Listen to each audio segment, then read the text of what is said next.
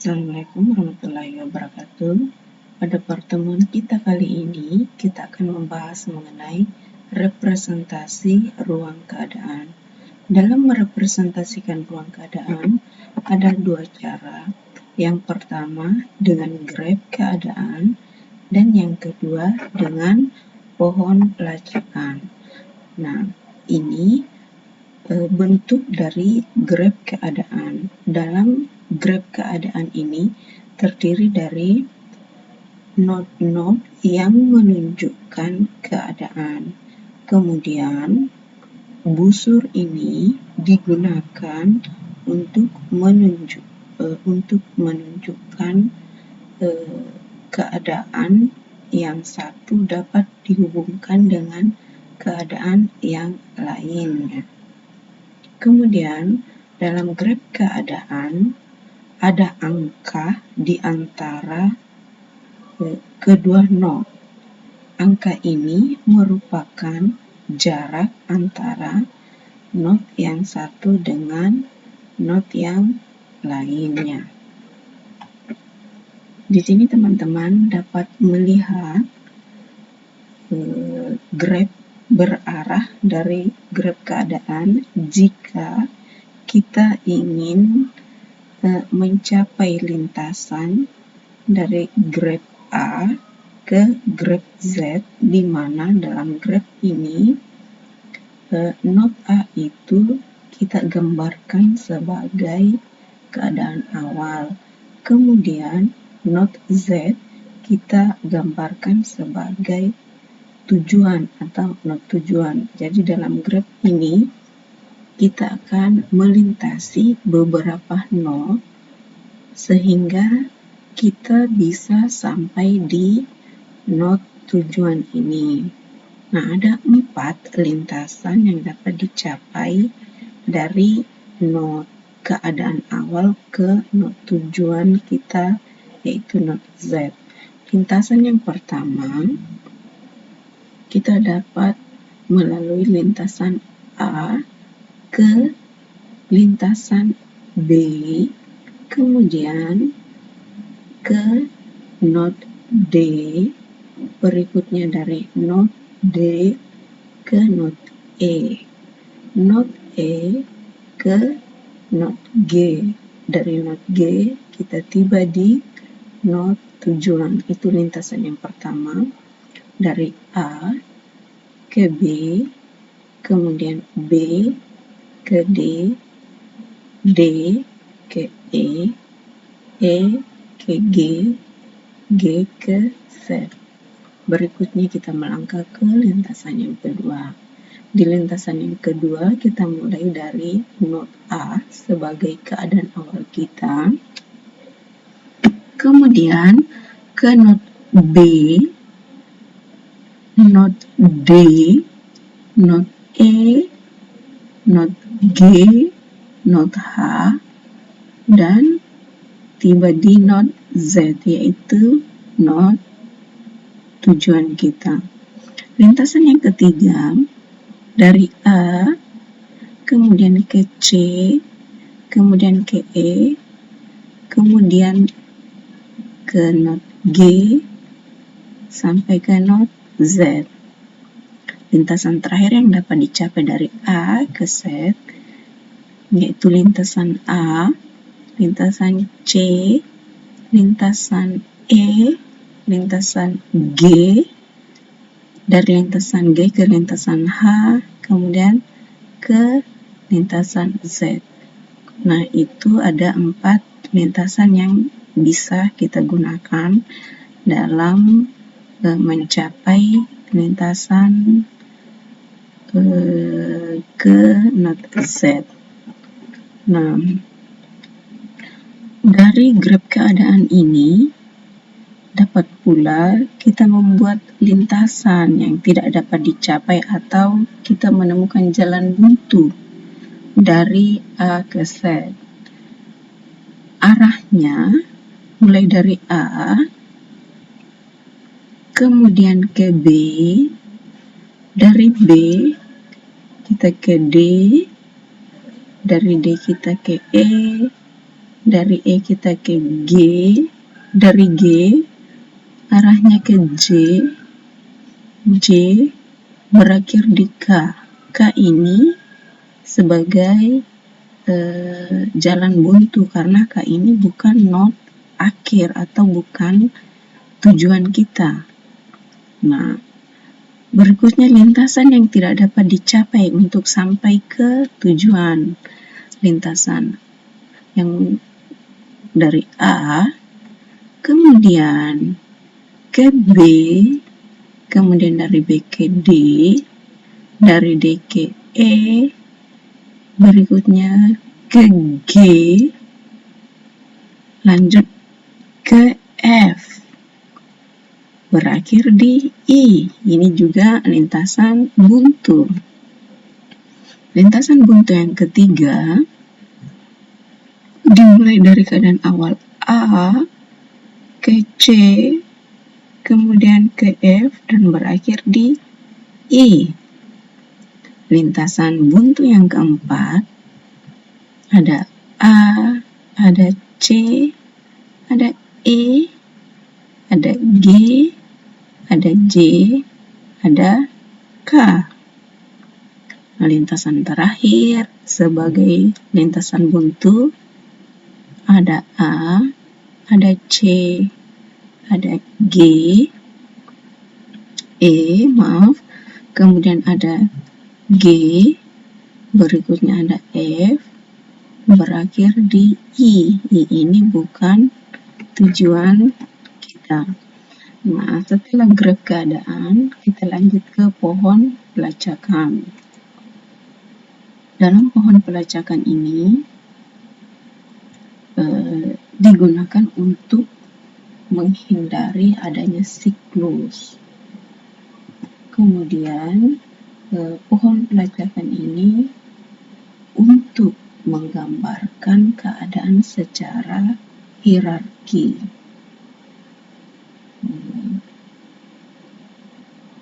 Selanjutnya, dalam pohon pelacakan ini terdiri dari beberapa not, sama tadi dengan di graf keadaan, terdiri dari not-not yang terletak pada level 0 ini disebut dengan akar, atau ini menunjukkan keadaan awal.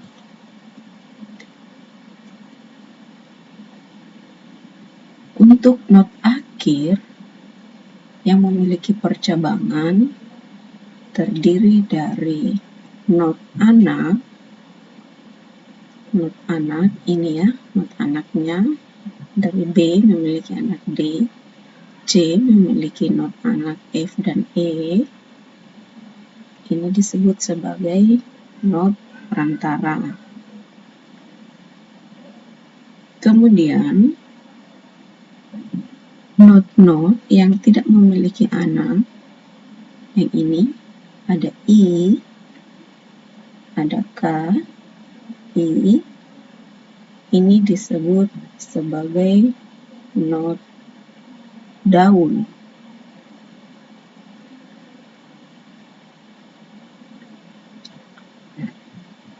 Atau dapat berupa tujuan, yang ini.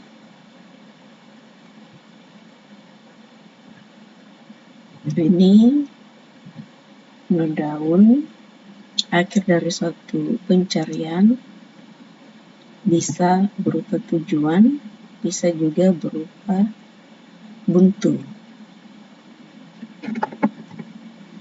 Nah, metode-metode tadi kita gunakan dalam metode pencarian atau metode searching.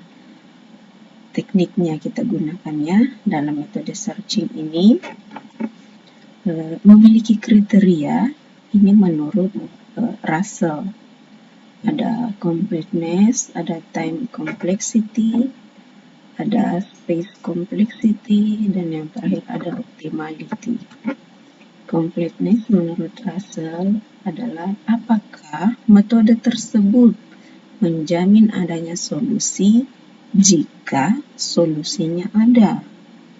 Kemudian time complexity di sini digambarkan berapa lama waktu yang diberikan untuk menemukan solusi. Kriteria yang ketiga, space complexity. Berapa banyak memori yang dibutuhkan untuk menemukan solusi tersebut.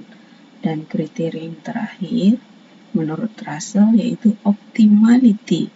Apakah metode tersebut menjamin menemukan solusi terbaik jika terdapat beberapa solusi yang berbeda.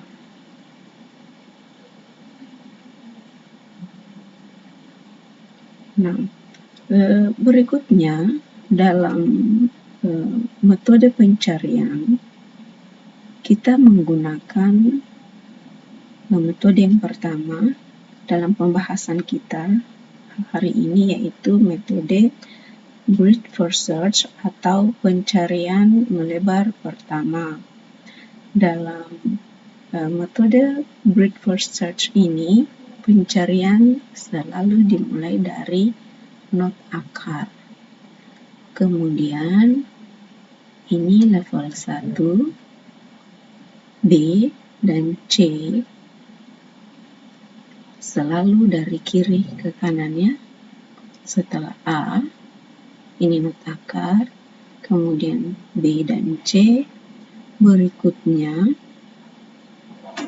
B memiliki anak ini D, kita awali lagi dari kiri ke kanan, dari D ke E. Kemudian anak dari C itu ada F dan G. Nah, yang memiliki anak di sini ada F, kita mulai dari kiri, I, kemudian S di sini sebagai solusi. Dalam algoritma breadth first search ini, node yang telah dikunjungi itu disimpan dalam antrian. Misalnya node A ini nanti kita akan simpan dalam antrian setelah dikunjungi. Kemudian antrian ini mengacu pada node-node yang bertetangga yang akan dikunjungi sesuai dengan urutan antriannya. Jadi dalam antrian nanti itu ada beberapa node ya yang berurutan. Nah, dalam BFS ada beberapa langkah yang ditempuh untuk mencapai solusi.